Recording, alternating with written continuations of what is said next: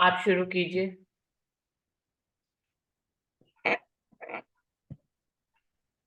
बोलो श्री प्राणनाथ प्यारे की जय। बोलो श्री सतगुरु महाराज की जय। सर्व सुंदर साथ की जय।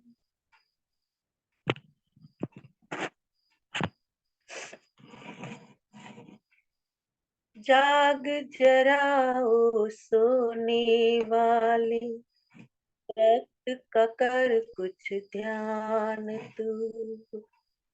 जाग जराओ सोने वाले, वक्त का कर कुछ ध्यान तू। तेरे प्रीतम दूर न तुझसे, कर उनकी पहचान तू। तेरे प्रीतम दूर न तुझसे, कर उनकी पहचान तू। जाग जराओ सोने वाले, वक्त का कर कुछ ध्यान तू।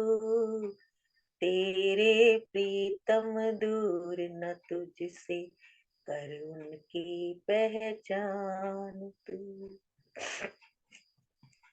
क्या रखा है इस दुनिया में, जिसको कहता मेरी है। क्या रखा इस दुनिया में, जिसको कहता मेरी है। झूठ ही झूठ है इस नगरी में, काल की इसमें फेरी है। झूठ ही झूठ है इस नगरी में, काल की इसमें फेरी है। नकली है यहाँ रिश्ते नाते, नकली है यहाँ रिश्ते नाते, असल की कर पहचान तू। नकली है यहाँ रिश्ते नाते, असल की कर पहचान तू। तेरे प्रीतम दूर न तुझसे, कर उनकी पहचान तू। तेरे प्रीतम दूर न तुझसे, कर उनकी पहचान तू। जाग जराओ सोने वाले, वक्त का कर कुछ ध्यान तू। तेरे प्रीतम दूर न तुझसे, कर उनकी पहचान तू। आए हैं जो प्यार में तेरे, छोड़ भला कहाँ जाएगा। आए हैं जो प्यार में तेरे, छोड़ भला कहाँ जाएंगे। जब तक हम ना जाग सकेंगे, वापस वो भी न जाएंगे। जब तक हम ना जाग सकेंगे, वापस वो भी न जाएंगे। इस चोले में संग है तेरे, अब तो कर पहचान तू। इस चोले में संग है तेरे, अब तो कर पहचान तू। तेरे प्रीतम दूर न तुझसे, कर उनकी पहचान तू। तेरे प्रीतम दूर न तुझसे, कर उनकी पहचान तू। जाग जराओ सोने वाले, वक्त का कर कुछ ध्यान तू। तेरे प्रीतम दूर न तुझसे, कर उनकी पहचान तू। मोमिन कहते हैं अपने को, मोमिन का क्या काम है। मोमिन कहते हैं अपने को, मोमिन का क्या काम है। हर पल है दीदार धनी का, सेवा उनका काम है। हर पल है दीदार उन्हीं का, सेवा उनका काम है।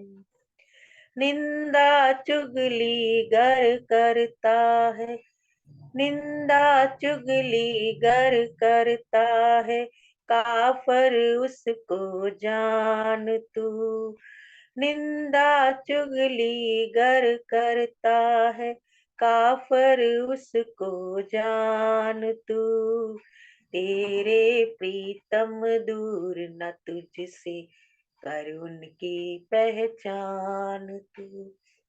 तेरे प्रीतम दूर न तुझसे, कर उनकी पहचान तू।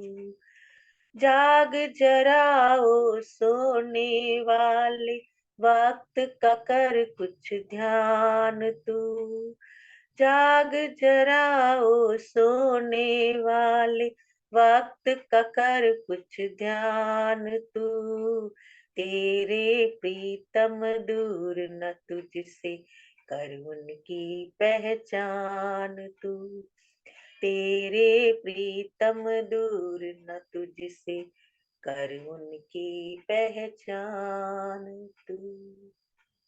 बोलो श्री प्राणनाथ प्यारे की जय। बोलो श्री सद्गुरु महाराज की जय। सर्व सुंदर साथ की जय। प्रणाम दीदी। धन्यवाद, प्रणाम जी, धन्यवाद पूजा दीदी। सभी सुंदर साथ जी को प्रेम प्रणाम। शुरू करते हैं सुंदर साथ जी। प्रथम लागू दोई चरण को, धनिये ना छुड़ाइयो खीन। लाख तली लालेड़िया, मेरे जीव के ही जीवन। इन पाँव तले पड़ी रहूं, धनी नजर खोलो बातून। पलना वालू निरखु नेत्रे, मेरे जीव के ही जीवन। मेरे जीव के ही जीवन। श्री बंदो सतगुरु चरण को, करूं सो प्रेम प्रणाम। अशुभ हरण मंगल करन, धनी श्री देव चंद्र जी नाम। श्री प्राणनाथ निज मूलपति, श्री मेहराज सुनाम। तेज कुंवरी श्यामा युगल, जी को पल पल करूं प्रणाम। पिया जी को पल पल करूं प्रणाम। प्रणाम जी, सभी सुंदर साथ जी को प्रेम प्रणाम जी। परमहंस गोपाल मणि जी की बीतक में हम हैं पेज नंबर 129, बूढ़ा ग्राम का समाचार। अभी जागनी करने के लिए पश्चिम की तरफ बढ़ रहे हैं गोपाल मणि जी। अभी आगे उसी में ही बूढ़ा गांव पहुंचते हैं। साधु बाबा जी को टिकुरी मंदिर सौंपकर आप स्वयं भैया मंदिर चले आए। कुछ दिन बाद आप जब अब बूढ़ा ग्राम गए थे, तो जिस वृक्ष के नीचे आपने विश्राम किया था, उस दिन से वह स्थान अति पवित्र हो गया था। एक महात्मा दिन भर भ्रमण कर रात को आकर उसी स्थान पर निवास करते थे। बहुत दिन बीत गए, तब एक दिन हरि भगत राम मिश्र ने उस महात्मा से पूछा कि आप सारा दिन अनंत भ्रमण करते हैं और रात को इसी स्थान पर आकर विश्राम करते हो, इसका क्या कारण है? महाराज जी गोपाल मणि जी बूढ़ा गांव में जिस वृक्ष के नीचे उन्होंने विश्राम किया, वो वृक्ष के नीचे वाला स्थान काफी फेमस हो गया। अब वो फेमस क्यों हुआ, उसका कारण बता रहे हैं कि एक महात्मा थे, वो दिन भर भ्रमण करते थे, भिक्षा मांगे या जो भी करते भ्रमण करते, लेकिन रात्रि को आकर उसी वृक्ष के नीचे विश्राम करते। बहुत दिन तक वो ऐसा करते रहे, तो एक दिन हरि भगत राम मिश्र ने उन महात्मा से पूछा कि आप पूरा दिन भ्रमण करते हैं, तो जहां भ्रमण करते वहीं कहीं आसपास की जगह पे विश्राम कर लिया करिए, आप इसी वृक्ष के नीचे आकर विश्राम करते हैं, इसका क्या कारण है? तब महात्मा जी ने कहा कि किसी समय इस स्थान पर कोई सिद्ध पुरुष ने निवास किया है, इसी कारण यह एक उत्तम व पवित्र स्थान है। इस स्थान पर मैं आत्म कल्याण के लिए ठहरता हूँ। उन्होंने कहा कि मैं जानता हूं, मुझे इस स्थान पर बैठकर कुछ अनुभव होता है कि यहाँ पर कभी कोई सिद्ध पुरुष रहा बैठे हुए होंगे। क्यों? क्योंकि यहाँ पर ये मुझे बहुत ही पवित्र और उत्तम स्थान दिखता है, और मैं यहाँ अपने आत्म कल्याण के लिए बैठता हूँ, इसलिए मुझे यहाँ पर शांति प्राप्त होती है। कहीं और भ्रमण कर लूं, इतना विशेष मुझे महसूस नहीं होता है। जितना मैं इस वृक्ष के नीचे बैठता हूं तो मुझे विशेष महसूस होता है। तो हरि भगत राम मिश्र महात्मा के मुख से ऐसी बात सुनकर चौंक उठे और विचार करने लगे कि उन्हें याद आया कि इस स्थान पर कई वर्ष पूर्व महात्माओं की जमात ठहरी हुई थी। उस मंडली में एक महात्मा महायोगीराज मालूम होते थे। अवश्य वे महापुरुष थे, ऐसा विचार कर पता लगाने लगे तो यह पता लगा कि उनकी तो खबर नहीं है, पर उनके एक शिष्य बड़े योग्य पुरुष टिकुरी ग्राम में है, एक कुटी बनाकर रहते हैं। तो ये गोपाल मणि जी की खोज करने लगे। काफी वर्ष बाद की बात है, जब गोपाल मणि जी नहीं थे। तो उस गांव का समाचार हमें बता रहे हैं कि बूढ़ा गांव फेमस क्यों हुआ, क्योंकि वहां गोपाल मणि जी ने एक समय पे एक वृक्ष के नीचे बैठे रहे वो काफी देर, तो वो जगह बहुत पाक पवित्र हो गई। इतना परमहंस आत्मा जो है जिस वृक्ष के नीचे बैठ गई, ठहर गई काफी समय तक, तो वो जगह पाक पवित्र हो गई। एक महात्मा ने भी उसको सिद्ध किया कि हम तो यहाँ बैठते तो हमें बहुत शांति और आत्म कल्याण महसूस होता है। तो ये जो हरि भगत राम मिश्र हैं, इनको लगन लगी कि ऐसे कौन से महात्मा हैं जो यहाँ रुके, जिनके कारण ये स्थान पवित्र हो गया। तो वो उनकी खोज करने करने निकले, तो उनको ये पता लगा कि वो गोपाल मणि जी तो नहीं है, लेकिन उनके एक शिष्य हैं साधु बाबा जी, जो टिकरी ग्राम में रहते हैं। जब ये समाचार हरि भगत राम मिश्र ने सुना तो वे टिकुरी ग्राम में साधु बाबा जी के दर्शन करने चले गए। उन्होंने कहा चलो, वो नहीं मिल रहे, उनके शिष्य ही मिल रहे हैं, कुछ विशेष बात तो उनमें भी होगी। तो ऐसा सोचकर वो साधु बाबा के दर्शन करने आते हैं। जब मंदिर में प्रवेश किया तो उन्हें साधु बाबा जी के तेजोमय स्वरूप के दर्शन हुए। उन्हें साष्टांग दंडवत प्रणाम किया और दोनों हाथ जोड़कर प्रार्थना की कि मैं पवित्र अपावन जीव आपके शरण में आया हूँ, कृपया मुझे अपना दास बनाकर मुक्ति का मार्ग दर्शाइए। इस तरह हरि भगत राम मिश्र की प्रार्थना सुन साधु बाबा जी ने महामंत्र तारतम का उपदेश दिया। देखिए, ब्रह्मात्माएं कहाँ कहाँ से ढूंढ ढूंढ कर खुद को राज्य से जोड़ लेती है, या राज्य कोई कार्य कारण बनाते हैं, उनको ढूंढ लेते हैं, अपने से मिला लेते हैं। सुंदर सा जी कहाँ जो है मिश्र जी, ये हरि भगत मिश्र बूढ़ा गांव में रहते, और इनको मालूम भी नहीं कि कौन गोपाल मणि जी हैं। ऐसे ही किसी साधु से पूछ लिया, उन्होंने कहा हमें यहाँ अच्छा लगता है बैठना। तो पता लगाया कि यहाँ कोई साधु रहा करते थे, कोई पहुंची हुई आत्मा बैठी थी यहाँ पे। उनका पता लगाते लगाते साधु बाबा जी के पास पहुंच गए और उनसे तारतम मंत्र भी ले लिया। हरि भगत राम मिश्र की आत्मा महामंत्र को श्रवण करते ही जागृत हो गई और वे प्रसन्न हो नाचने लग गए। इतना देखिए, उस समय तारतम लेकर आत्माएं कितनी पाक पवित्र हुआ करती थी कि तारतम मंत्र लेते ही जागनी हो जाती थी। सुंदर साजी वाणी आणी तो अभी पढ़ने में समय लगेगा। तारतम मंत्र लेते ही जागनी हो गई। देखिए, नाचने लग गए, इतने प्रसन्न हो गए कि वो अपना सुध आपा खो दिया और वो नाचने लग गए। तत्पश्चात साधु बाबा जी ने उन्हें धर्म का विस्तृत ज्ञान भी दिया, फिर उन्हें आगे वाणी भी पढ़ाई। हरि भगत राम ने घर जाकर श्री साधु बाबा जी की महिमा सबको बताई, जिससे परिवार जनों के हृदय में श्री कृष्ण जी की प्रबल भक्ति जागृत हुई और श्री साधु बाबा जी को बुलाकर सबने महामंत्र प्रार्थना ग्रहण किया।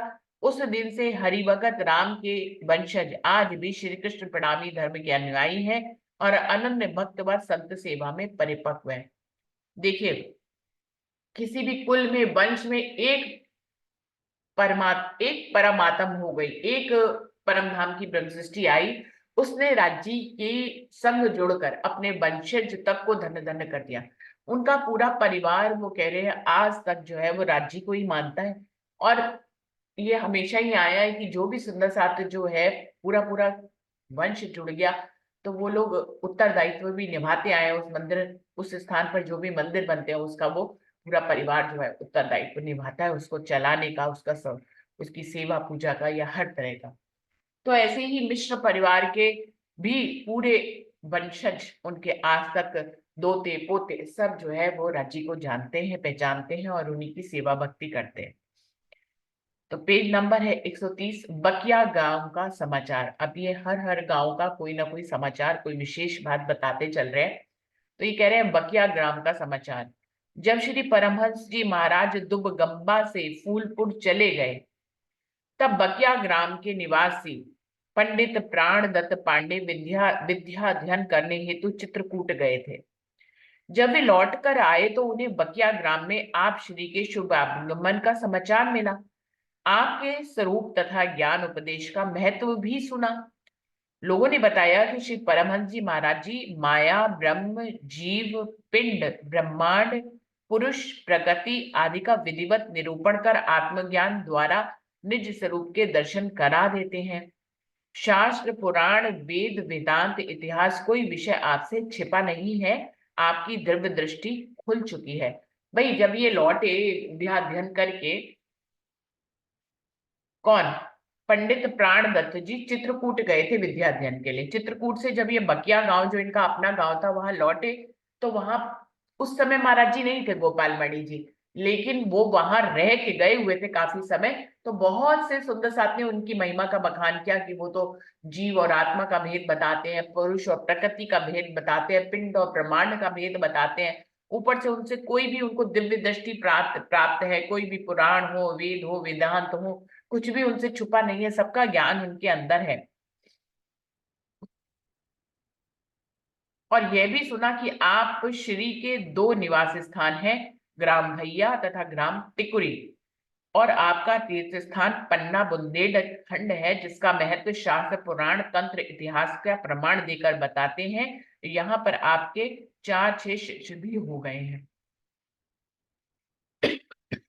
गोपाल मणि जी के दो मुख्य स्थान कौन से बने? एक भैया गांव और एक टिकरी गांव। तो उनको ये भी पता लगा कि इन दो जगह उनके स्थान है।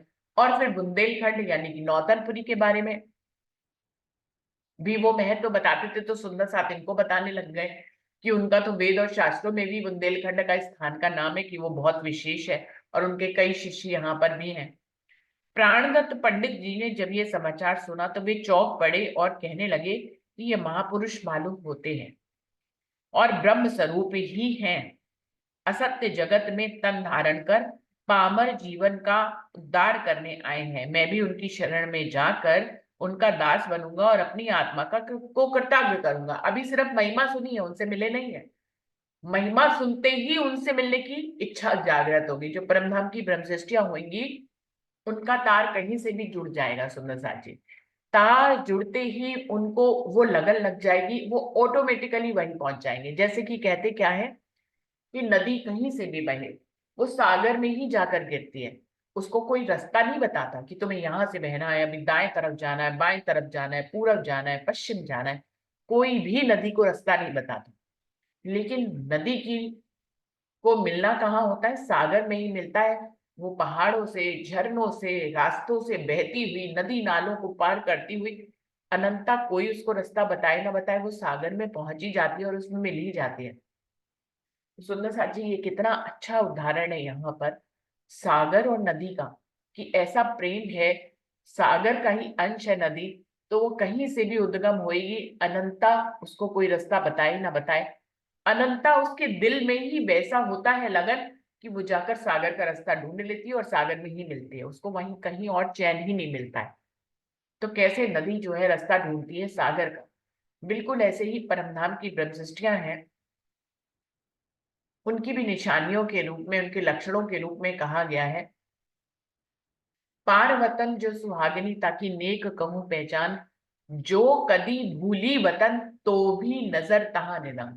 मतलब वो इस कालमाया के ब्रह्मांड में आकर अगर परमधाम और राज्य के बारे में भूल भी गई, तो भी उसके दिल में तो परमधाम है ना। भूल गई तो क्या हुआ? स्मृति भूल गई। हमारे दिल और दिमाग में बहुत कुछ होता है।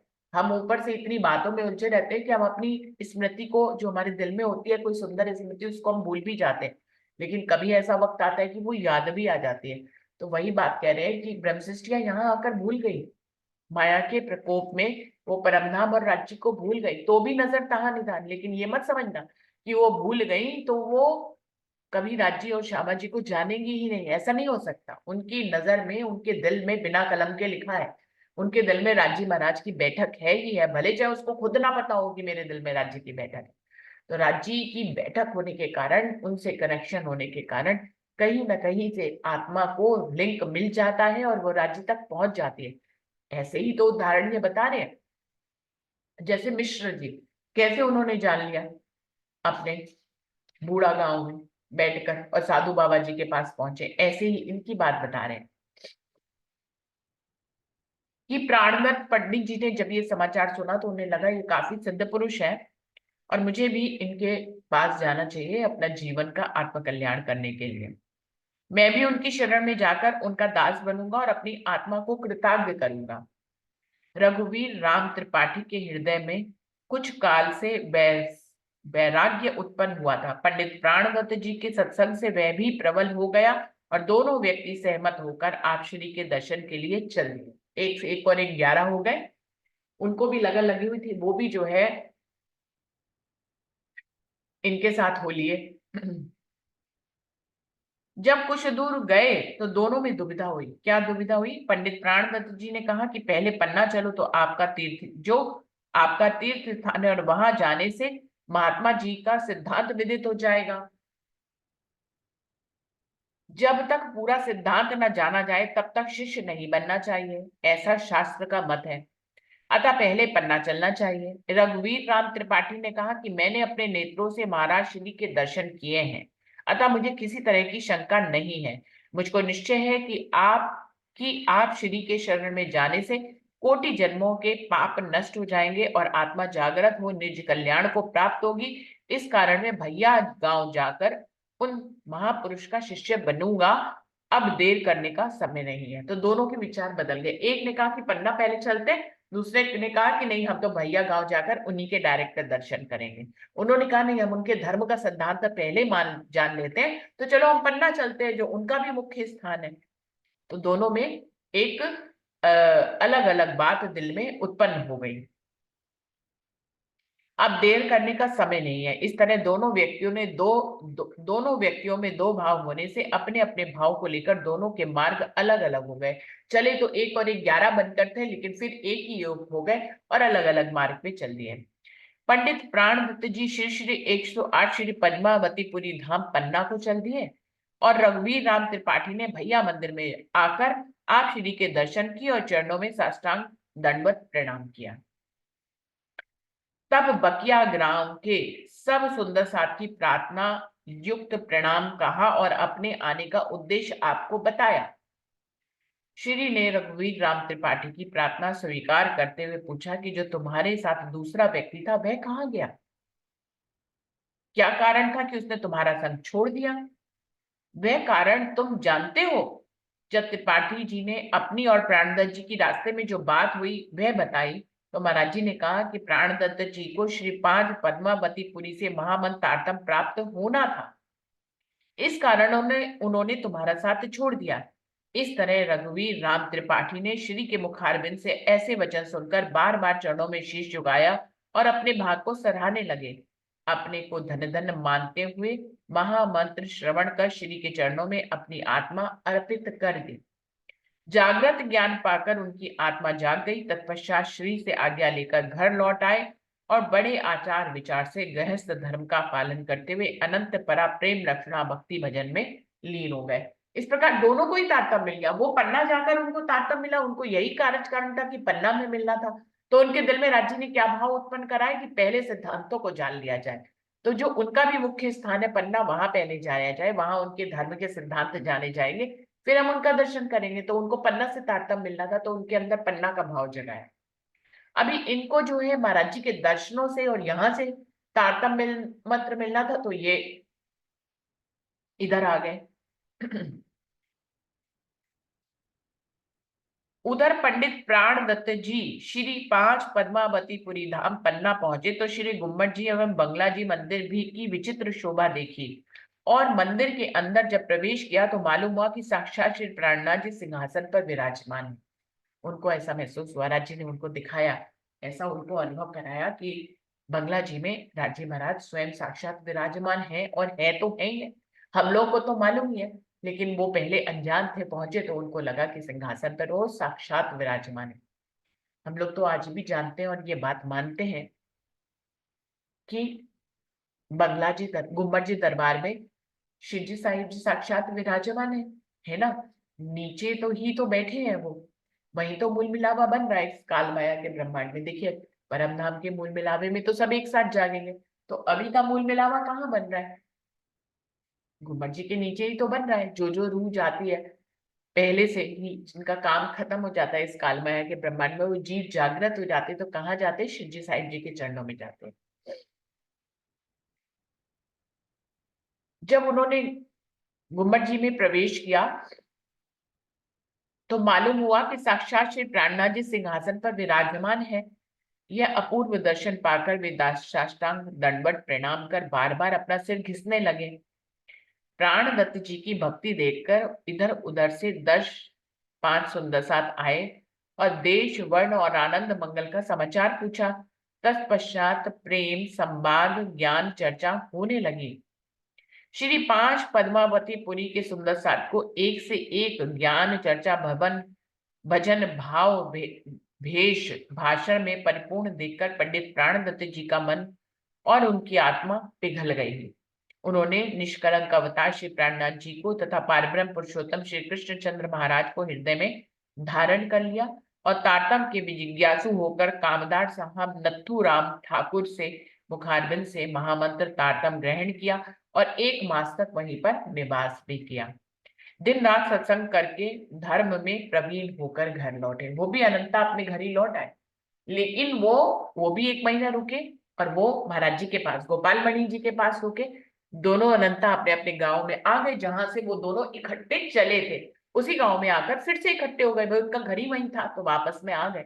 बीच में रास्ते अलग अलग हो गए थे, लेकिन अभी दोनों जने अपना अपना तारतम मंत्र लेकर यहाँ पर अपने गांव वापस लौटे। जब रघुरी राम त्रिपाठी से उनका मिलाप हुआ तो आपस में प्रणाम कर परस्पर आनंद मंगल का समाचार और महामंत्र प्राप्त करने का विधान पूछा, तो प्राणदत्त जी ने अपना समाचार विधि पूर्वक बताया। तत्पश्चात रघुवीर राग ने आप श्री का महत्व बताया और कहा कि मैंने श्री के पास पहुंचकर जैसे ही दंडवत प्रणाम किया था, तब आप श्री ने तुम्हारे विषय में पूछा था और कहा कि वे श्री पद्मावती पुरी गए तो अच्छा है, उनको उसी स्थान से महामंत्र की प्राप्ति होनी थी। दोनों अपना अपना हाल सुना रहे हैं। ऐसा कहकर आपने हमारे और तुम्हारे बीच जो बातें हुई थी वह सब बताई। रघुवीर राम त्रिपाठी से ये बातें सुनकर पंडित प्राणदत्त जी आश्चर्यचकित हो गए और आप श्री के प्रति उनकी श्रद्धा और भी बढ़ गई। देखिए, वो गए तो पद्मावतीपुरी धाम में थे, लेकिन पहले तो श्रद्धा उन्हीं के ऊपर लाए थे, लेकिन फिर वो पद्मावतीपुरी चले गए। लेकिन अब फिर उन्होंने उनके बारे में सुना तो फिर उनके से मिलने की उनकी जिज्ञासा उत्पन्न हो गई। फूलपुर मंदिर पर रहते हुए श्री परमहंस महाराज जी को जब कुछ समय बीत गया तो रीवा रिसायत के सुंदर साथ ने दर्शन के लिए आपसे आग्रह किया। ग्राम ग्राम से आपको बुलाने के लिए सुंदर साथ आने लगे। तब श्री ने विक्रम संवत 1894 में दूसरी बार रीवा राजधानी में पदार्पण किया। एक बार पहले भी गए, अभी फिर गए। संत महात्माओं को साथ लेकर आपने भैया मंदिर से प्रस्थान किया। अनेक आत्माओं को दर्शन उपदेश देते हुए आप बूढ़ा ग्राम पहुंचे और वहां के सब सुंदर साथ सहित हरि भगत राम मिश्र आप श्री का शुभ आगमन सुनकर आए। नर नारी बालक बालिका ने आपके दर्शन कर आपको अपने को कृतज्ञ किया।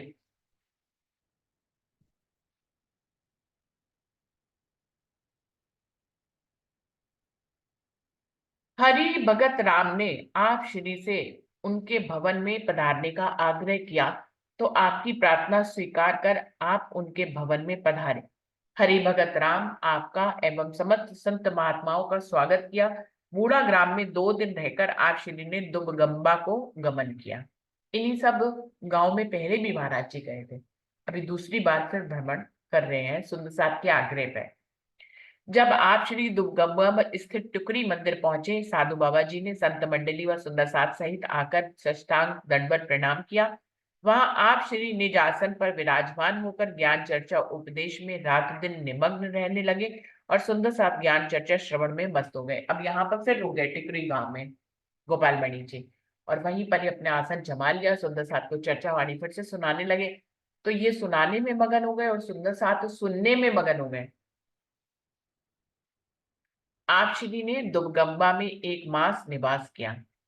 तत्पश्चात सुंदर साथ का आग्रह देखकर सब सुंदर साथ को दर्शन देते हुए गांव गांव में फिर से भ्रमण किया। और जब आप दुबगंगा, सोनवर्षा, चंदेह, आंबी, बेलवा, तिवनी, आलमगंज इत्यादि गांव में पहुंचे, उन ग्रामों के सुंदर साथ अत्यंत हर्षित हो बड़े जुलूस के साथ आपकी पधरावनी और तन मन धन से सेवा करने में मग्न रहते थे। आप श्री किसी गांव में 2 दिन तो किसी गांव में 3 दिन, 4 दिन ठहरकर सब सुंदर साथ का मान रखते थे और उन्हें ज्ञान उपदेश देते थे। तो हर गांव में 2-2 दिन, 3-3 दिन रुक जाया करते थे, उनको ज्ञान उपदेश देते थे, उनकी जागनी करते थे, तब अगले गांव में जाते थे। इसी तरह अनेक ग्रामपुर भ्रमण करते हुए आत्म कल्याण का मार्ग बताते और दर्शन का लाभ लेते हुए कपिशा गांव में त्रिपाठी कामता प्रसाद के यहाँ पधारे।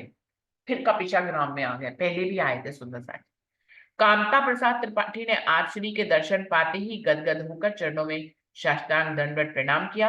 उनकी पत्नी चंद्रकली ने निज पुत्र समेत आकर चरणों में प्रणाम किया और तत्पश्चात दंपति ने आसन देकर आपके चरण धोकर चंदन पुष्प अक्षत नैवेद्य आदि से पूजन आरती तथा प्रदक्षिणा कर बार बार दंडवत प्रणाम किया। आप श्री के आशीर्वाद से वे धन धान्य पुत्र ऐश्वर्य से परिपूर्ण हुए। त्रिपाठी कामता प्रसाद ने सुंदर साथ की सेवा निज वतनी जानकर तन मन धन आत्म से की।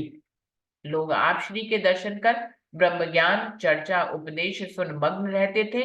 वहां भक्तों की रात दिन भीड़ लगी रहती थी और त्रिपाठी कामता प्रसाद के पुत्र बलिभद्र ने महामंत्र तारतम श्रवण किया और आप श्री कामता प्रसाद के यहाँ 11 दिन निवास कर बकिया गांव पधारे। तो कामता प्रसाद के यहाँ कितने दिन उन्होंने विश्राम किया? 11 दिन। 11 दिन में उस गांव के और उस गांव के आसपास के सब सुंदर साथ को उन्होंने तारतम मंत्र सुनाया, परम धाम की चर्चा करी, चर्चनी चितवनी में सब वो मगन रहे। सुंदर साथ भी तारतम मंत्र लेकर तुरंत ही परम धाम के बारे में जान जाया करते थे। अभी सुंदर साथ जी देखिए, हम लोगों को 30-35-40 वर्ष हो गए राज्य के बाद साथ जुड़े जुड़े, है ना। अब जाकर हम ज्ञान चर्चा को पूरी तरह से समझ पाए हैं, दूसरों को बता पाए हैं।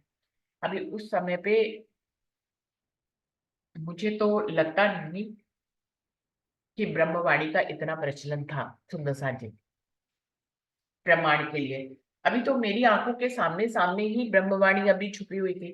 सरकार के समय पे ब्रह्मवाणी रुमालों में सुंदर साथ के घर में रहती थी, लेकिन उसको पढ़ा नहीं जाता था।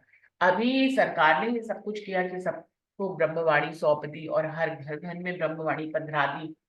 कठिन नियमों को हटा दिया कि ब्रह्मवाणी को रखो तो ये करना पड़ेगा, वो करना पड़ेगा, सुबह 4 बजे नहाना पड़ेगा, ये सारे नियम हटा दिए।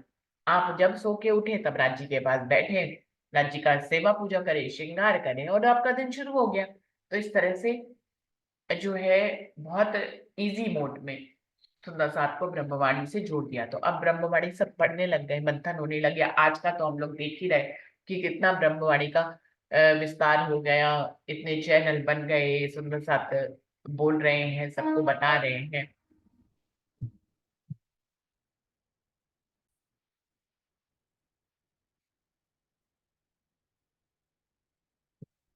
तो 11 दिन तक उनके यहाँ रुके,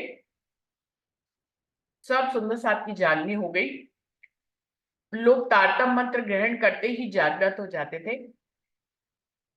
अपने मुख से जितना भी गोपाल मणि जी बताते थे चर्चा वाणी के माध्यम से, सुंदर साथ उसको बड़े प्रेम से सुनते थे, आत्मसात करते थे और उनकी आत्म जागृत हो जाती थी। अभी देखिए समय में कितना परिवर्तन आ गया सुंदर साथ जी। अभी हम दिन रात वाणी को जानते भी हैं, समझते भी हैं, लेकिन फिर भी माया में है ना। उस समय के सुंदर साथ जो है, माया इतनी प्रबल नहीं थी। अभी ज्ञान का विस्तार ज्यादा है तो माया भी प्रबल है। देखिए, जब जिस समय जैसी जरूरत होती है राज्य उसी तरह की चीजें करते हैं। मतलब आज माया बलशाली है, आज एट प्रेजेंट के समय पे माया बहुत बलशाली है। आपको डिगाने वाले बहुत से साधन है, फोन है, टीवी है, इतनी एडवांस टेक्नोलॉजी है, म्यूजिक है, है ना। हर तरफ इतनी इतनी इतनी बातें हैं सुनने के लिए कि क्या ही गए, मतलब आप पल भर में ही भटक जाए। इतनी मार्केट में वैरायटी है, खाने के इतने व्यंजन हैं। पहले इतने व्यंजन नहीं हुआ करते थे, लोग दाल चावल रोटी सब्जी सिंपल खाना खाया करते थे। आज इतना साउथ इंडियन हो गया, चाइनीज हो गया, कॉन्टिनेंटल हो गया, इतनी तरह की वैरायटी आ गई है कि पूछो ही नहीं। एक प्रदेश का दूसरे प्रदेश में भोजन चल रहा है, दूसरे प्रदेश का तीसरे प्रदेश में भोजन चल रहा है। तो मुंह के स्वाद के लिए भी कितनी सारी वैरायटी है ना। ऐसे ही माया प्रबल होती चली जा रही है, तभी इतने चैनल की जरूरत है, तभी इतनी ज्ञान वर्षा की जरूरत है। आज ज्ञान की इतनी वर्षा क्यों हो रही है? क्योंकि माया बहुत प्रभावशाली। तो उससे निपटने के लिए माया वाणी का भी जोर ज्यादा चाहिए। तो इसलिए आज दिन रात 24 घंटे आपको ब्रह्मवाणी मिल जाएगी किसी भी यूट्यूब चैनल पे। और आपको नहीं भी मिल रही लाइव, तो आपने क्या करना है, यूट्यूब चैनल चला लेना है जिनकी आपको चर्चा वाणी अच्छी लगती है। तो आप कभी भी किसी भी समय सुन सकते हैं। तो ये और भी अच्छी बात हो गई। हमें कोई प्रसंग याद नहीं आ रहा, हम पिछला यूट्यूब चैनल में उसका प्लेलिस्ट देखेंगे, उसमें जाएंगे और सुन लेंगे। तो अभी सब कितना एडवांस हो गया है। आप कभी की चर्चा कभी भी, पहले कैसेट्स बनती थी, फिर वो खराब हो जाती थी, अटकती थी टेप रिकॉर्डर में। बहुत बहुत चीजें हमने देखी है। उस समय पे रिकॉर्डिंग इस ढंग से हुआ करती थी, सरकार से चर्चा करते थे तो वो रिकॉर्ड करने वाला एक व्यक्ति रिकॉर्ड करता था, फिर उसकी कैसेट्स बनती थी, उनके सेट बनते थे। फिर हम सब लोग वो खरीद के लाते थे अपने घर में, कई कई दिनों तक, महीनों सालों तक सुनते थे। फिर बीच वो कैसेट खराब हो जाती थी तो बीच बीच में अटक जाती थी। तो इस तरह की बहुत सी बातें थी। अभी देखिए इतने चैनल खुल गए, इतना सब कुछ हो गया। उस समय की बात है, जबकि ये कांता प्रसाद जी की वाली बात है, उस समय माया इतनी प्रभावशाली नहीं थी।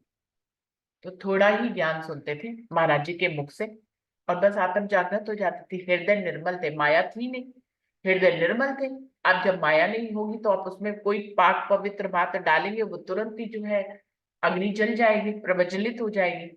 अभी हमारे दिल में इतनी माया है, कितना भी ब्रह्मवाणी ढालो तो वो वैसी आग नहीं लगती है। उस समय के सुंदर साथ जी को देखिए, जैसे ही अग्नि डाली ये दीपक जल गया। माया अंदर है नहीं, ना तो बाहर है माया ना अंदर। अब बाहर नहीं होगी तो अंदर कैसे होगी? ना उस समय इतने टीवी हुआ करते थे, फोन का तो नाम ही निशान नहीं था, खाने के इतने व्यंजन नहीं थे, सिंपल लोग खाना खाते थे, है ना। घी तेल शुद्ध हुआ करते थे, हर चीज शुद्ध थी, वृक्षों से उतरती थी। अभी जो है हर चीज प्रिजर्वेटिव कर दी जाती है। फलों को भी जो है कोल्ड स्टोरेज में मसाले लगा लगा के पकाया जाता है, तो हम लोग फल भी खाते हैं तो शुद्ध नहीं होते। और आप शुद्ध भोजन अब कहाँ ढूंढोगे? नहीं ढूंढ सकते। आप चाहना भी करो कि हम जो है अब शुद्ध चीजें ढूंढ लें, नहीं ढूंढ पाओगे। तो इस तरह से इतना सब कुछ है। तो जब जब जैसा समय आता है तब तब वैसा वैसा जो है राज्य को एक्शन लेना पड़ता है।